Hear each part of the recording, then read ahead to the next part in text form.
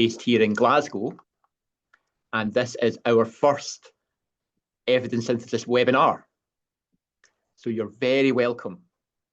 I've got a couple of bits of housekeeping, and they really won't take long at all because you didn't join this webinar to hear me. And then we'll go on to the main event, which is Professor Lisa Hartling. So just in terms of housekeeping, the first thing I need to tell you is we're going to record this. That means it will be available to watch asynchronously if you want to go back and watch anything. And we know that there are a lot of people that couldn't join us today, but we're very keen to hear Lisa talk, so they'll be able to do that. I need to remind Alida to start recording, but maybe that's already. I see a nod. That's already been done. Great. Okay. I want to just introduce our CRSU a little bit. So we are the Complex Review Synthesis Unit, and we're also one of the NIHR-funded evidence synthesis groups here in the UK. So we are funded by NIHR to perform synthesis on important clinical topics. And we are a multidisciplinary team, and we have people from University of Glasgow, University of Leicester, University of York, and from the previous Cochrane groups as well. We perform reviews, we create guidance, we create apps, but one of the other things we wanted to do was offer training. And we felt that a good vehicle for offering training was to have a series of webinars, and we're aiming to have one every quarter where we invite one of the experts at the cutting edge of evidence synthesis to maybe give us a bit of an update in the area in which they work, and that's exactly what we're going to do today. So if you want to find more about our group, you can just Google the Complex Review Support Unit, and you can see all of the things we do. You can see our review topics. You can see some of the apps that we've developed. But this afternoon is not about us, it is about our speaker. So just before we get on to that, a couple of other items of general housekeeping. As is usual with webinars, we ask you to keep yourself muted while Lisa's speaking. We're going to have question and answer at the end. We're still working the best format for that, but we think what we'll do this afternoon is have Q&A through the chat. But then if we want to follow up on anything, we'll invite you to unmute yourself. You can choose whether you want to have your camera on or off. No mandate from us.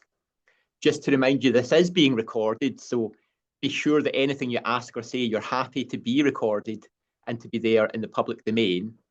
And I'll just finish by saying we do want this to be a regular offering. We've got some speakers lined up, but we're also keen to hear suggestions. So if there are people working in evidence synthesis that you think could deliver a good webinar, please do let us know, and we can look to try and facilitate that. And you'll be pleased to hear that's all the housekeeping. So we'll get on to the main event now. This is our first webinar, and it's a very easy choice when we're thinking about who we wanted to speak. And I'm really delighted to welcome Professor Lisa Hartling to join us for this inaugural webinar. I'm doubly delighted that she's joined us since it is 6 in the morning where she is. So that's above and beyond, and take my hat off to you. So Professor Hartling is Professor at University of Alberta, and she's also the Canada Research Chair in Knowledge Synthesis and Translation. And she has an over 25-year history of synthesizing evidence to try and support decision-making in healthcare for patients and for families.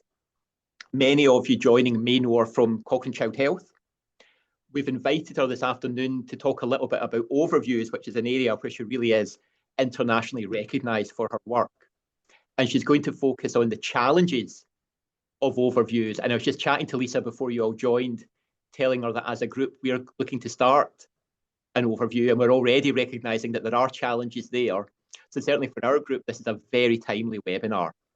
So I'm going to shut up at that, and I'm going to hand over to Lisa. Enjoy the webinar, and there'll be Q&A at the end. Thanks. Okay, thank you very much, Terry. Can you hear me? Maybe just a thumbs up. Okay, I will share my slides. Make sure that's working.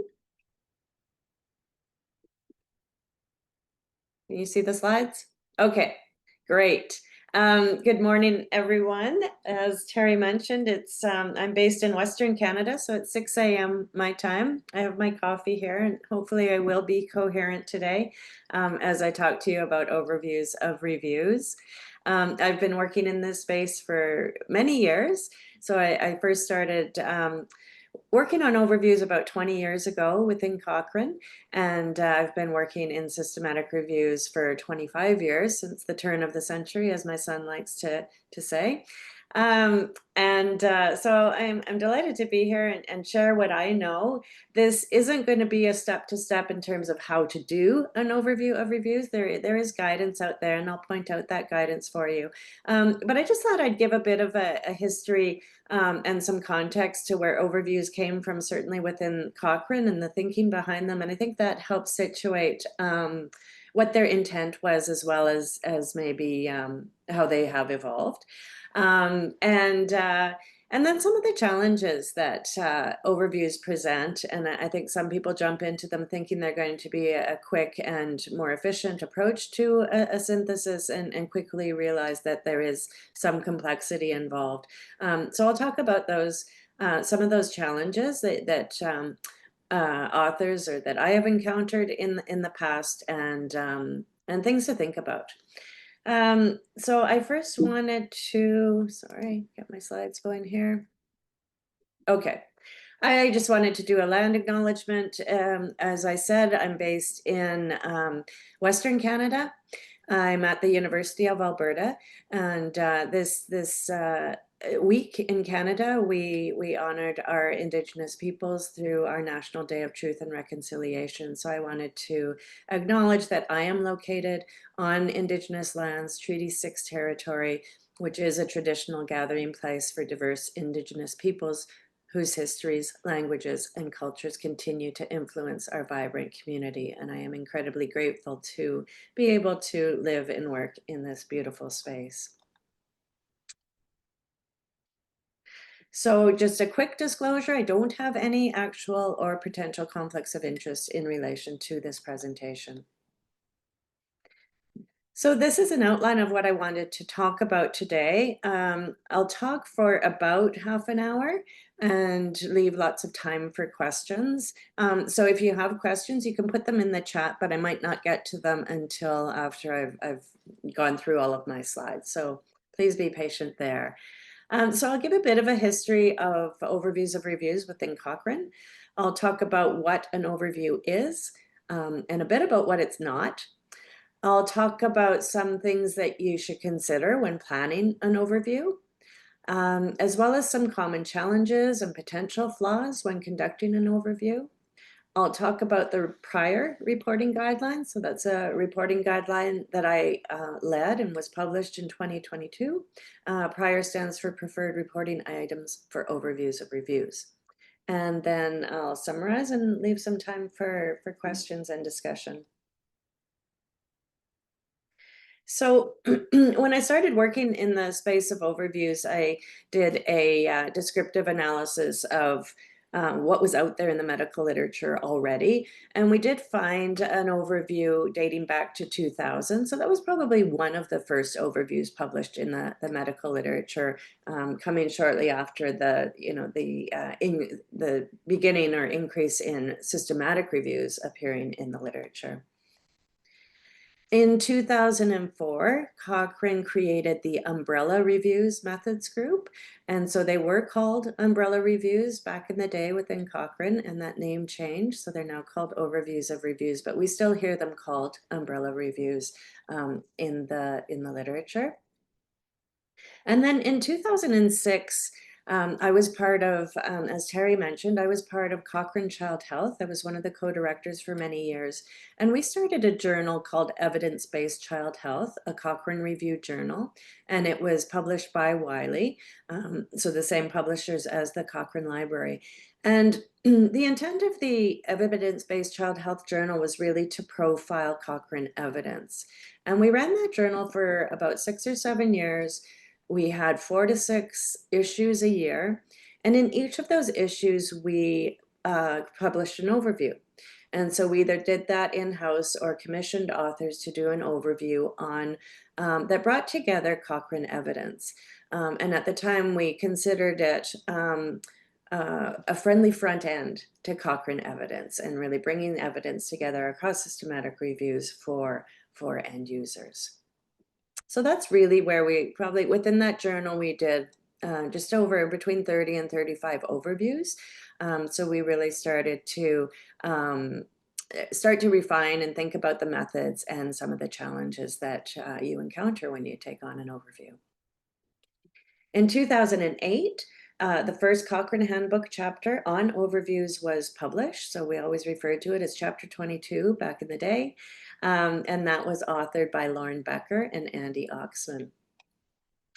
And shortly after that, 2 overviews were published as Cochrane overviews in the Cochrane Library. And I believe those first 2 have been noted. The first 2 overviews, one was on biologics for rheumatoid arthritis, and the second was open small incision or laparoscopic cholecystectomy.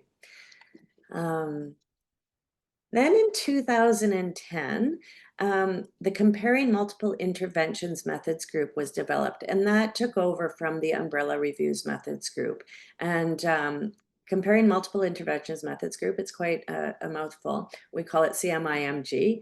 The CMIMG really brought together 2 groups of methodologists. One was those doing overviews of reviews, and the other was those looking more at the statistical techniques of comparing multiple interventions. And so we still have those groups represented within the CMIMG. I'm one of the co-conveners, and I provide guidance and feed into the Cochrane Handbook a chapter on overviews.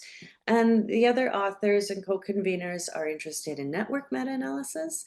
And that field has really evolved since the early days around 2010, and they advance methods and contribute to the Cochrane Handbook chapter on network meta-analysis. And I'll talk a bit about how those are distinct in a moment. In 2018, we updated the Cochrane Handbook chapter, so it hadn't undergone a major update since 2008. So it's now chapter 5, Overviews of Reviews, and Michelle Pollack was the first author, and she was one of my PhD students. And that handbook has been tweaked with minor updates since 2018, with the last one being in 2023. And I just looked last week. What I can find in the Cochrane Library is that there's about 70 overviews published and 23 protocols. And before I go much further, I just wanted to mention, while I'm thinking about it, is that the guidance in Cochrane and much of the focus of my talk today is on overviews of reviews of healthcare interventions. And that's kind of what was our starting point.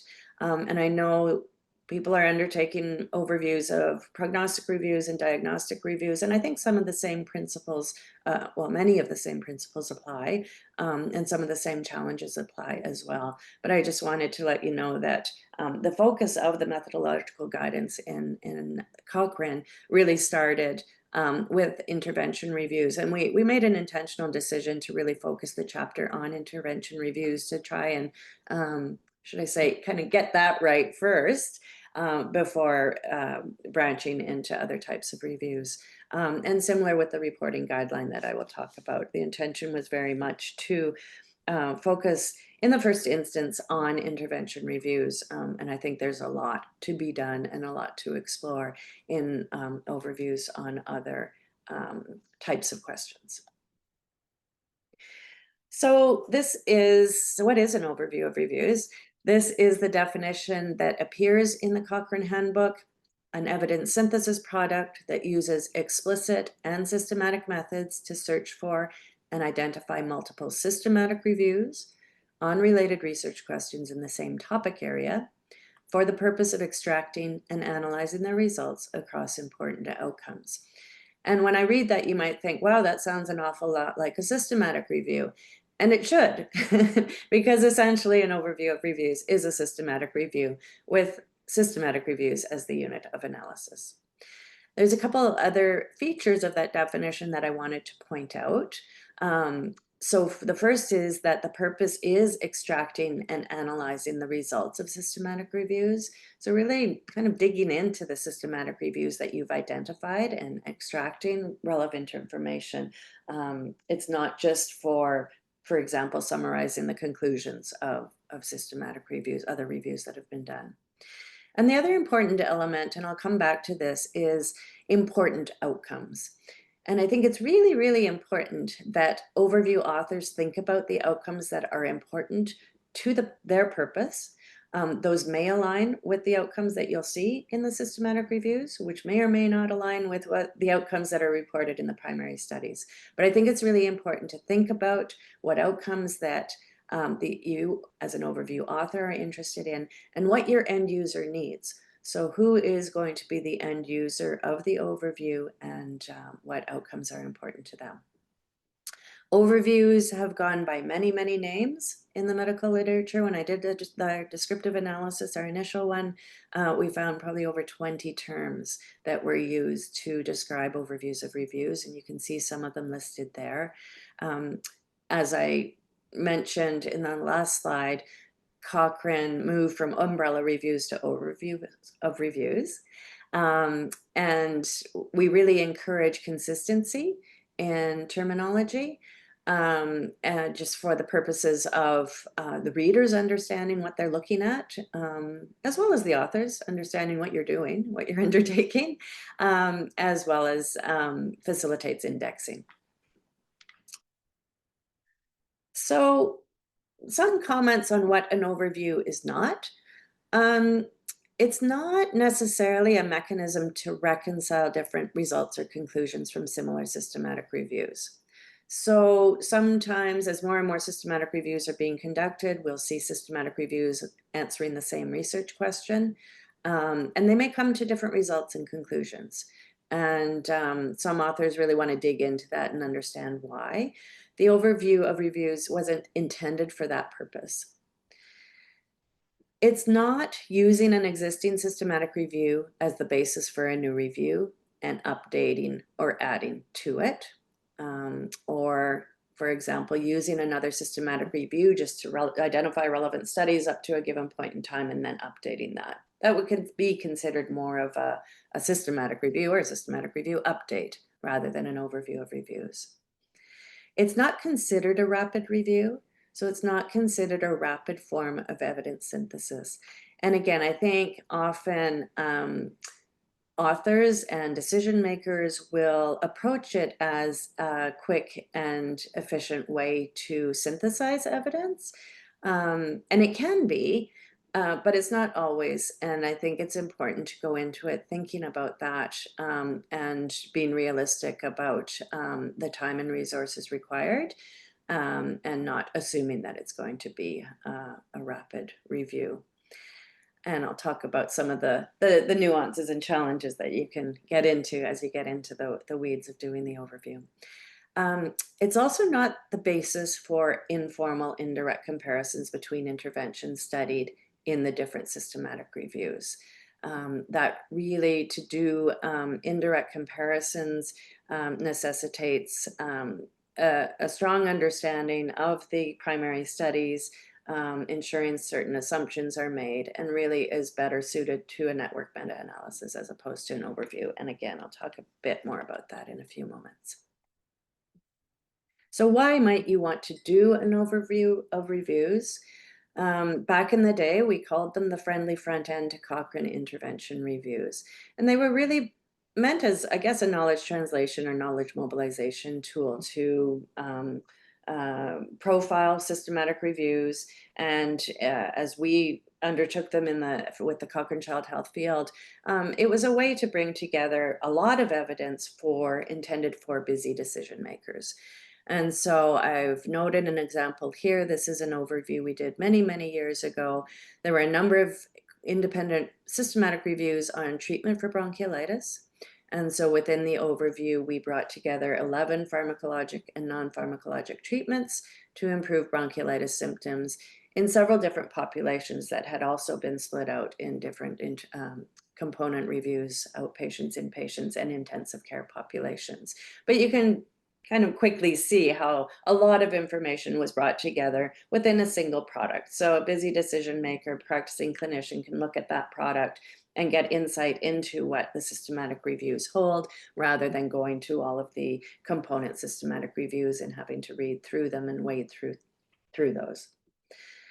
So as our experience has been, the most common types of research questions addressed in overviews of reviews are around effectiveness or safety of either multiple interventions for the same condition, so as in the bronchiolitis example, or a single intervention across conditions. So for example, I came across an overview looking at aromatherapy as an intervention for health, so across many, many different conditions, and bringing that information together. The other main research question that can be answered with an overview is providing evidence for subgroups or subpopulations of interest. For example, children or specific age groups. And this was what we did within our purview as the Cochrane Child Health field. Sometimes child or evidence specific to children was embedded within reviews that looked at all populations. And sometimes we would look across systematic reviews, pull out the pediatric data and present that. So in that sense, we used the work and the information that had been created through a systematic review to help address our specific questions of interest. Again, you may want to do an overview to increase efficiencies, and it can increase efficiencies, and also to reduce duplication. So that's really important as we see, again, more and more systematic reviews appearing and published in the medical literature. I think it's important to be able to use what's there, build on the work that's been done, and avoid that research waste. But it's important to understand what you're getting into. And I'll talk about that next. So some things to consider when planning an overview. As I've described on the last slide, there's two main purposes in doing an overview. One is to describe the current body of systematic review evidence on a topic. And there, some authors may extract and present results and outcome data as they appear in the included systematic reviews. And then the other purpose is to address a new review question. And that in order to do that, you need to pull out the data, but also reanalyze it and present it in a different way. So you need to think through these items at the outset, what your purpose is, and what you're going to look for in the systematic reviews, and how you're going to extract and handle the data that you find in the systematic reviews. So before starting, I think it's really important to think about whether or not it's the best fit for your purpose and the research questions you have. Think about who the end user is, what their needs are, and what information you're going to need to present. And then also think about the time you have available, ensuring you have adequate time and resources that you need. And so careful planning and time is critical, as well as relevant methodological expertise. And I think it's really important to have on the overview team authors that are quite familiar with systematic reviews. And if you're doing an overview in the area of prognosis or diagnosis or another area other than intervention reviews, I think it's really important to have that nuanced methodological expertise, because you really need to understand what the systematic review authors have done. And there's a lot of decisions that systematic review authors make along the way. And it's important to understand those, why they have analyzed or synthesized and interpreted data in a certain way. So it is a systematic process. It involves rigorous and predefined methods. So it also requires a detailed a priori protocol, as you would do for a systematic review. I think it's really important to clearly formulate and sufficiently detail your research questions, using available acronyms, which I hope most of you are familiar with. So PICO or PCOTS, where the T and S often stand for timing or setting.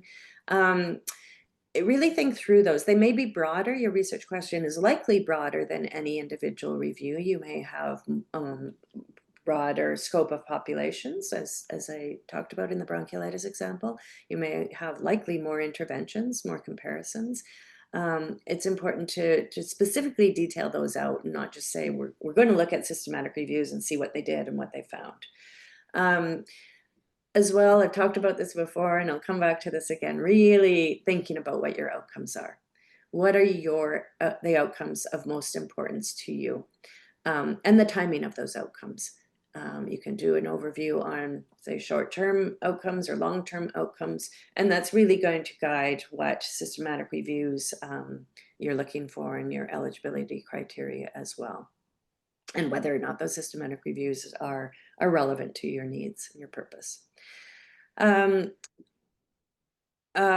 that I've said this before, the unit of analysis is the systematic review rather than the primary studies. This can be a bit more complicated than it initially seems. A systematic review is not a systematic review is not a systematic review. So when we first started doing overviews, it was fairly straightforward because we focused on Cochrane systematic reviews. And they're very nice to work with because they're very consistent in their methodological approach, and they have the same components, and they have the data available at a very detailed level, or characteristics of included studies, risk of bias assessments, etc. They have that all consistently done and reported and available. When you start looking at non-Cochrane reviews, it becomes more variable. So methods are a lot more variable in non-Cochrane reviews. Sometimes the level of data or the level of detail that you want as an overview author might not appear in the published systematic reviews. So just a note of caution to really define what you want in a systematic review, and that what you're including includes all of those components. I think there's still a lot of variation particularly in certainty of evidence assessments. Often we don't see that at all in non-Cochrane reviews, whereas that's a requirement in Cochrane systematic reviews. And risk of bias assessments can be variably done as well. So another consideration is around systematic reviews, what to include, whether to include all relevant systematic reviews that you find, or whether to identify a single systematic review on each of your, for example, interventions of interest to avoid overlap. So again, this stems back to your goal, whether it's to review or provide a friendly front end to all reviews out there, or really get an idea of accurate and reliable effect estimates. There is guidance in the Cochrane Handbook chapter on how to select a single review per topic or intervention to try and minimize that overlap. So some of the features you might look at are the methodological quality or the risk of bias of the systematic reviews, how comprehensive they are or up to date, and the alignment with your overview question. So you might not include systematic reviews that only report on short-term outcomes if your interest is long-term outcomes. I've talked a bit about non-Cochrane systematic reviews, and if you're including non-Cochrane systematic reviews, you're more likely to encounter overlap in research questions and need to navigate how you handle all those reviews and what you're going to include. You may want to put limits on publication date, and there isn't evidence to suggest that this creates bias. So as a systematic review author, you've likely heard that you want to search back to the beginning of time to identify all studies that might be relevant on a topic of interest. With an overview, I think you can provide a stronger rationale to searching more recently to identify systematic reviews that are more up to date. So I'm going to get into some of the common challenges and potential flaws, and these are things that I've either encountered or seen people encounter as they undertake overviews. And I think it's good to be aware of these things, think about how you will handle them, specify in your protocol how you might handle some of these things, and be clear on what you will do if you encounter some of these challenges. So one is overlapping studies across systematic reviews. There will inevitably be some overlap across the systematic reviews and some overlap in primary studies. And if you don't take that into account or acknowledge that, you could overstate the sample size, the number of studies, patients available, answering the question of interest, your broad question of interest, as well as number of events can be overstated. And you could exaggerate the degree of precision in analysis and the effect estimates. And so there's different ways to handle overlapping studies. Again, I think it's important to be aware that this is an issue. The Cochrane Handbook chapter describes producing a matrix, and that can be as simple as a table that lists your systematic reviews across the columns. Your individual studies could be listed down the rows, and then just simply checking to see which systematic reviews include which studies, and that gives you a quick, and your reader a quick look at the extent or amount of overlap. There is also a metric that can be calculated called the corrected covered area. The Cochrane Handbook mentions it and provides references to papers about that, and it quantifies the degree of overlap across the studies. And it also has set indicators in terms of what represents a large or small degree of overlap. So reporting biases, it's important to acknowledge that these may be carried forward from a systematic review and may be exaggerated at the overview level. And so when I talk about reporting biases, I'm primarily talking about publication bias, as well as selective outcome reporting or selective outcome non-reporting, as if it's often referred to. So really an overview author is reliant on the comprehensiveness of the systematic reviews. So if there's publication bias or suspected publication bias in a systematic review, it's important to acknowledge that as an overview author and to either deal with it in some way or at least to acknowledge it. Another, and again, this comes back to why I think it's so important to declare your outcomes of interest ahead of time, to understand if you don't find the outcomes that you're interested in a systematic review, you need to understand whether the systematic review authors looked for those outcomes and didn't find them or didn't look for them. And then if they didn't find them, then whether or not they were reported or collected at the primary study level. And so you really have that complexity of having to understand what the systematic review authors have done and how they've looked for outcomes and sought outcomes in the primary studies. But there is the potential that you can exaggerate or carry forward those potential biases. I mentioned this. There's a tendency to want to informally do indirect comparisons between interventions. So the systematic reviews that you include will likely include different comparisons. So for example, one systematic review might compare intervention A to intervention B, and they find that intervention A is more beneficial. Another systematic review compares B and C and finds that B is more beneficial. There's a tendency to want to assume that A is better than C. And in order to do this formally, it really requires statistical comparison using that common comparator.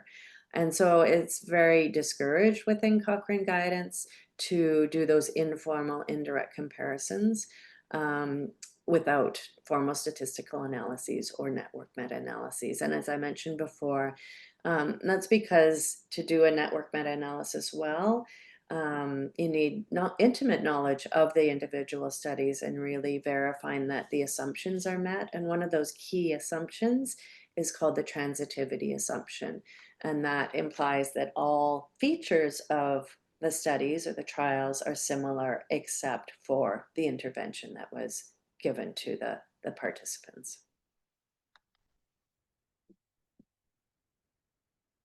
So with an overview, as I've alluded to, there's two levels of information. You have the systematic reviews that you've included, and you have the primary studies that they have included. The intent of an overview is to avoid going back to the primary studies. And that's one of their values, is that you can kind of use and capitalize on the work that's already been done.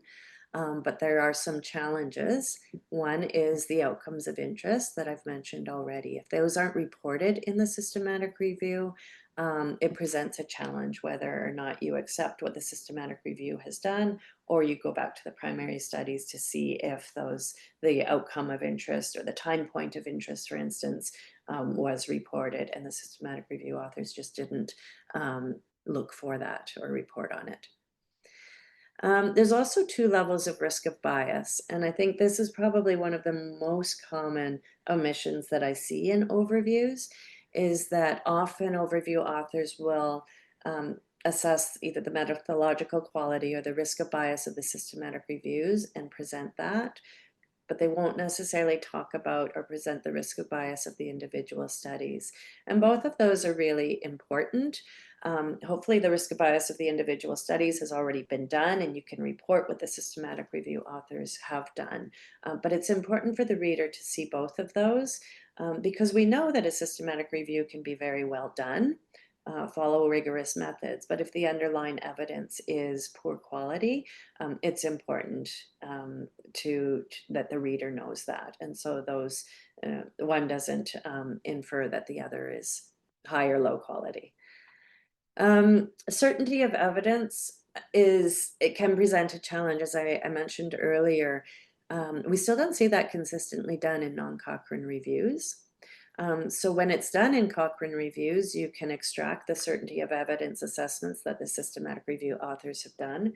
If you've reanalyzed data, you likely need to redo the certainty of evidence assessments.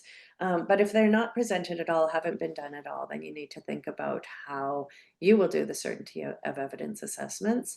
There's work ongoing around on methods for that. And because it really does require a fair bit of intimate knowledge of the studies and their limitations and the different components that go into, or domains that go into, certainty of evidence assessments. So something to think about there and plan for. Another challenge that comes up is including supplemental primary studies. So by this, I mean, for instance, you find the systematic reviews that are relevant.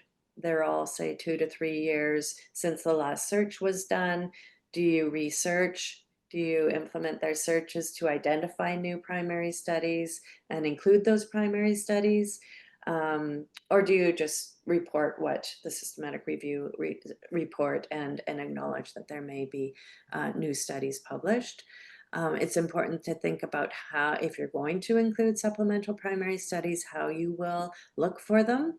Again, in a systematic way, so you're not just saying, well, we know that there was this other study that got published after this systematic review was published.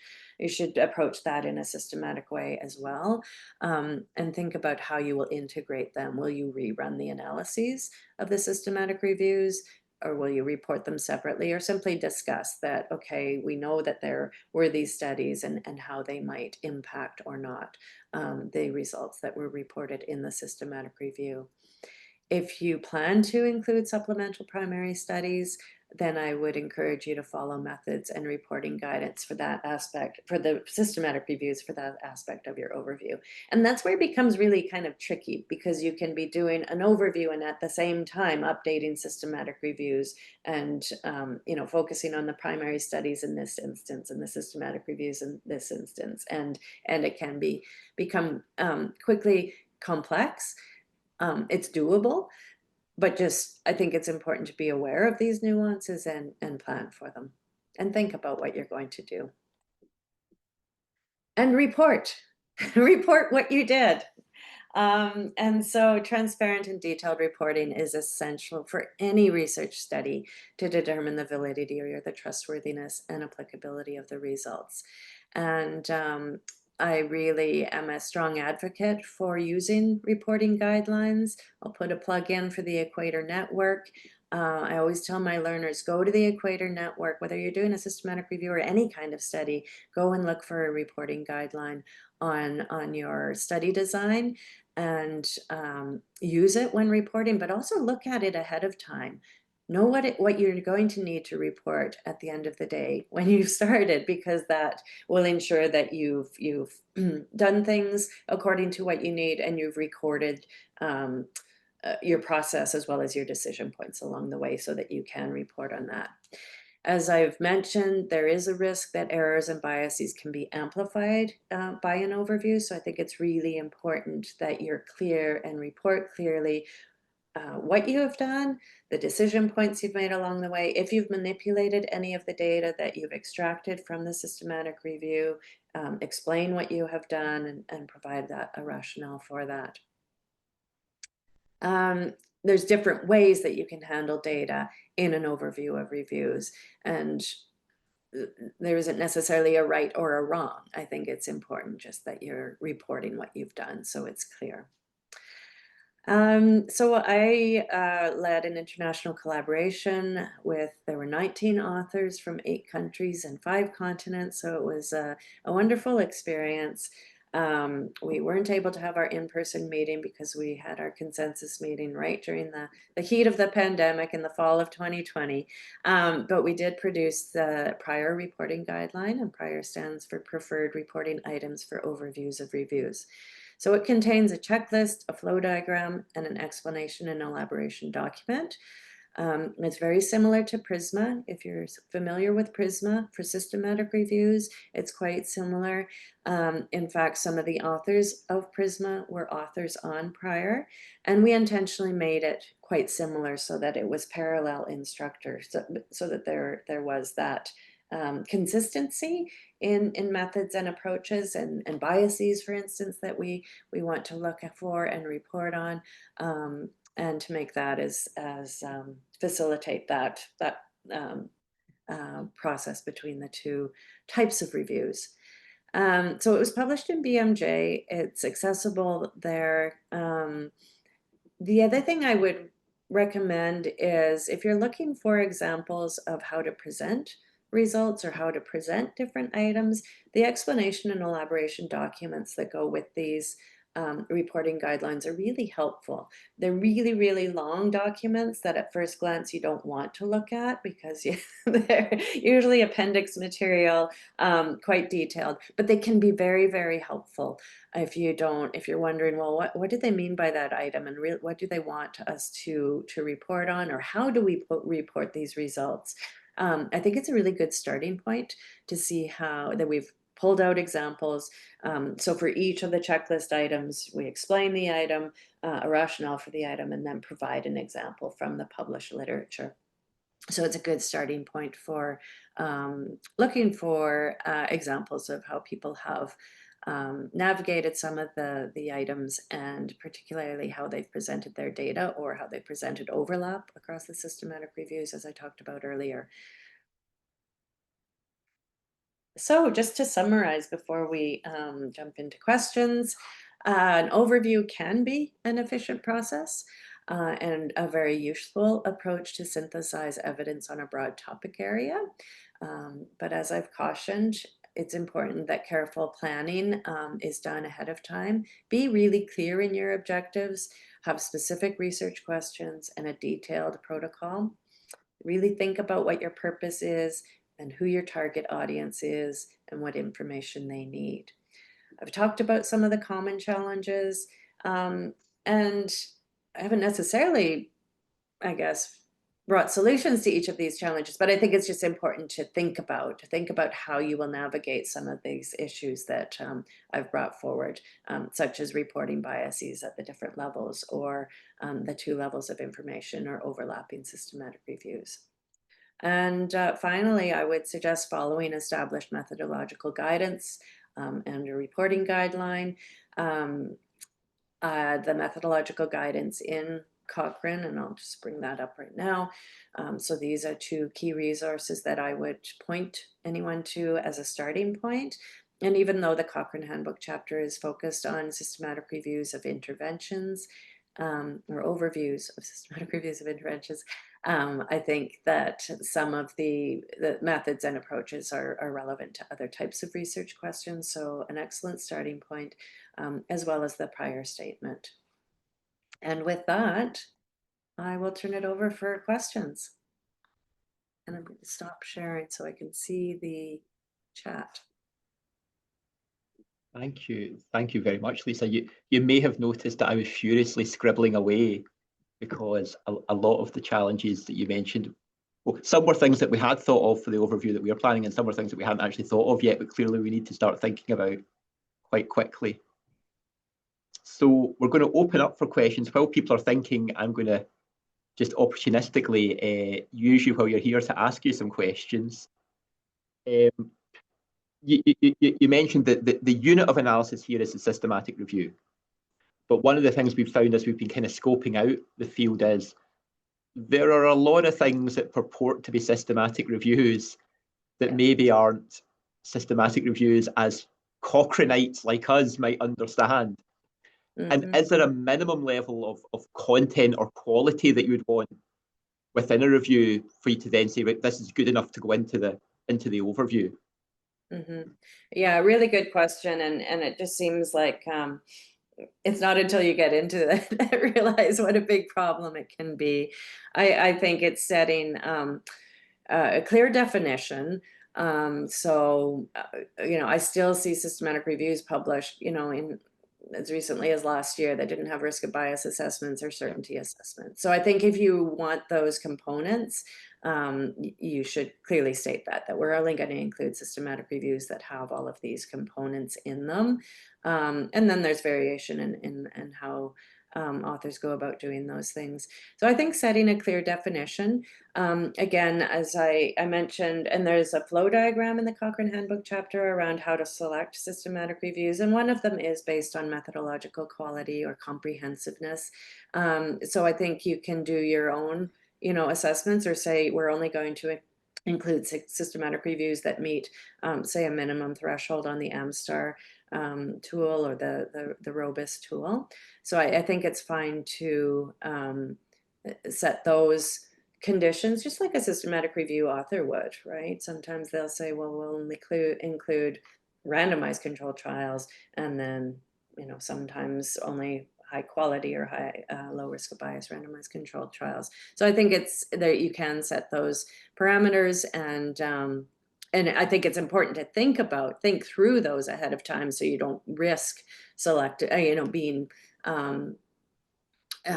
so you can approach it in a rigorous systematic fashion in terms of what gets included or not. Fantastic, great. I have got some more questions, but I see other people are starting to put questions into the chat. So we've got a question from Alex, who has just appeared on my screen. Hello. Alex, do you want to just say your question? Can you unmute? Yeah, I can do. Yeah, no, it was just, you mentioned, Lisa, so I really enjoyed that, just to say, so thank you very much. That there were new strategies and people were working on, things to think about how you assess certainty of evidence when it's not reported in the reviews. So I just wondered if you could say any more about that, other things sort of on the way out that we'll be able to use. And I guess then aligned to that is the question that we're wondering about, if we're bringing together Cochrane reviews and non-Cochrane reviews that don't have grade in them. Are there any dangers in us having the author assigned grade from the Cochrane reviews and then have our overview author assigned grades from the non-Cochrane reviews?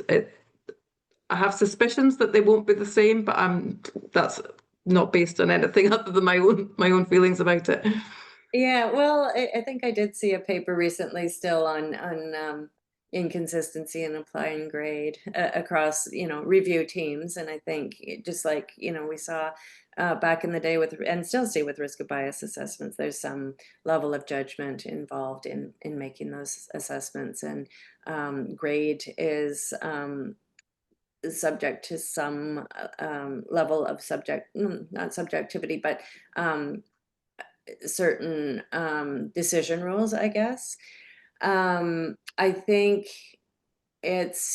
your question, I'm just looking at it now, there's multiple elements here. Challenges of combining review, author assigned grade, and overview assigned grade. I think if you're going to report what the systematic review authors have done, it's important to state what you have done. So for these reviews, we extracted as the review authors graded the information.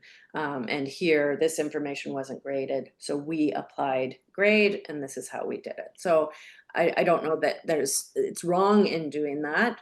I think, a good review, and that's where Cochrane reviews really stand out, is that they consistently have a summary of findings table. They have their reasons for downgrading, whereas sometimes in non-Cochrane reviews, that's not very detailed. Sometimes all you may see, we used grade and our evidence was very low quality, and you don't really know what elements they looked out to downgrade or whether they considered anything for upgrading. So I think being as clear as possible.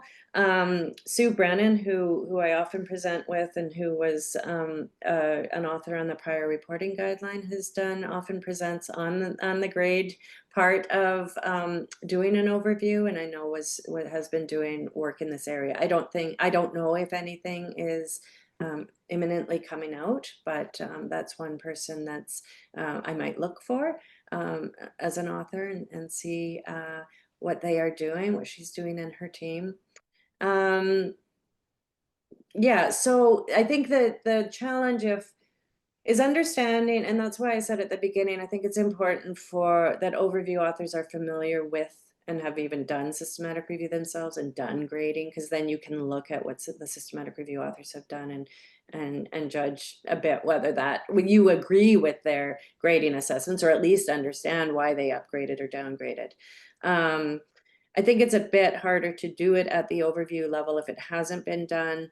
Again, because you don't have that same intimate knowledge of the primary studies. Now, if you have the information available, you have the risk of a bias assessments of the studies, and you can assess their study quality, and you have the information available to make assessments on the other domains. I think you can, and overview authors can do the grade themselves.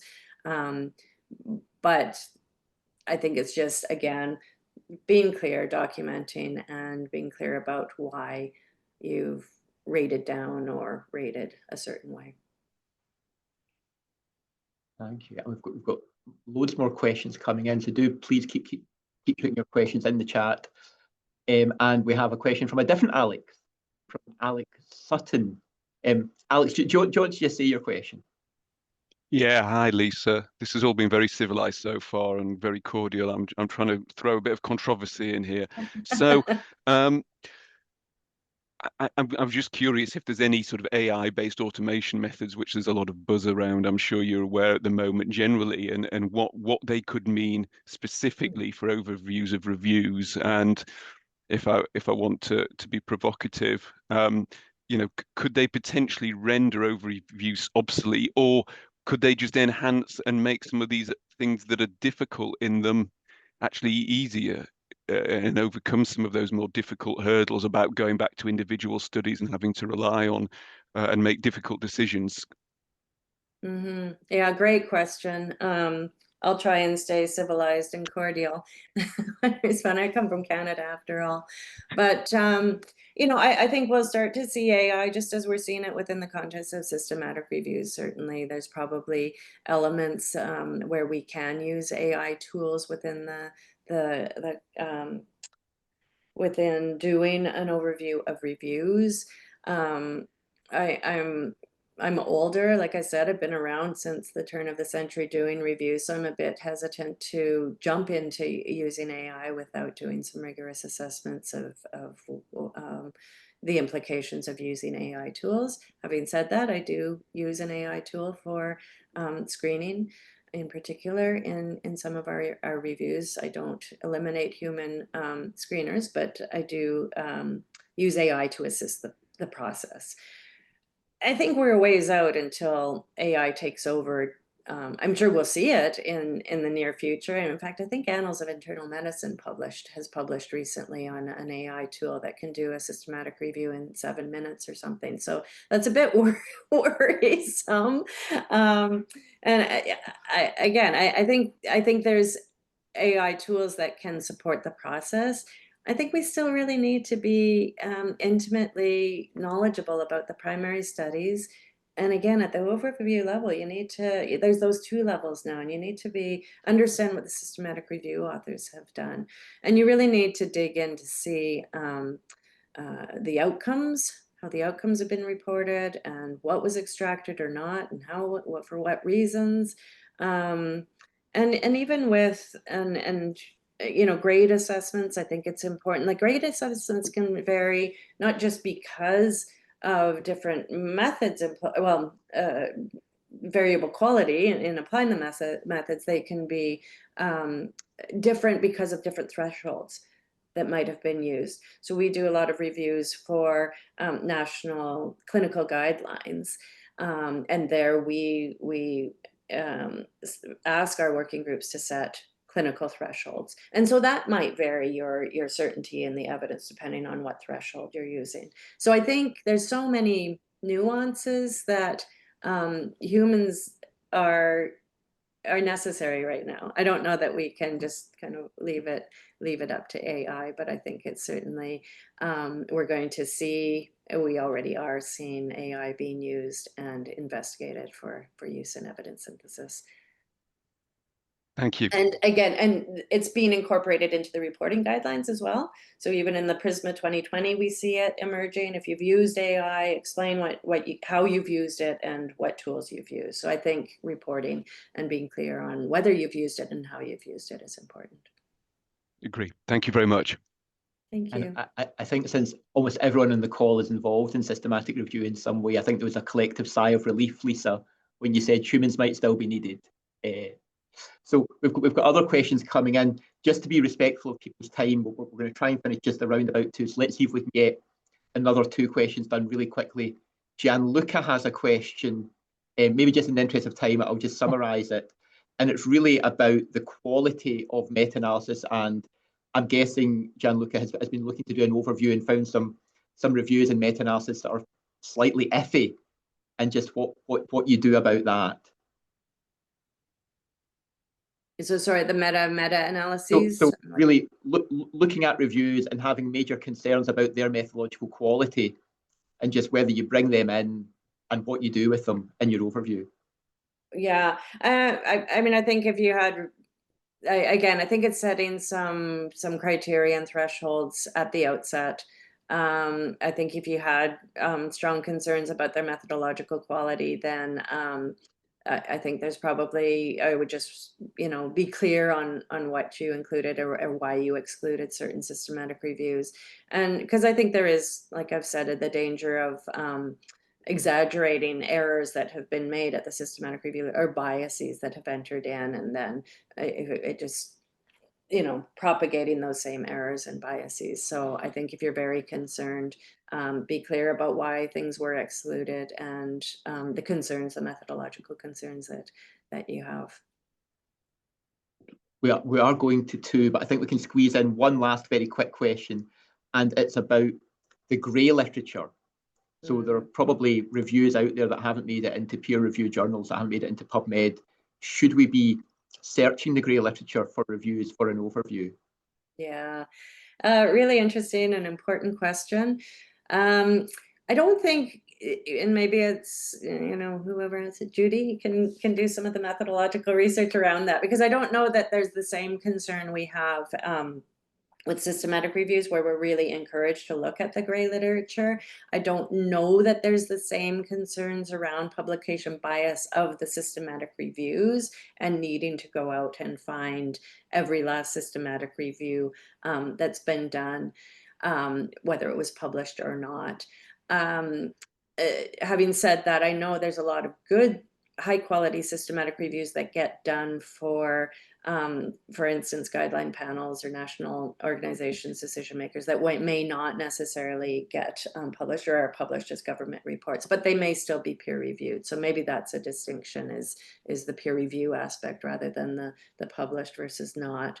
But I don't think there isn't evidence right now to suggest that there's that same publication bias problem. I think being clear on what you're going to search for and what you will include is important at the outset. Thank you. And so thanks everyone for excellent questions. Thanks again, Lisa, for a really fantastic talk. I've learned a lot. We are just over 2 o'clock now, 2 o'clock UK time. I realise it's still very early in the morning your time. So thanks again, Lisa. Thanks everyone for joining. Look out on social media for our next webinar, and have a good day / afternoon, depending on where you are in the world. Bye-bye for now. Thanks very much.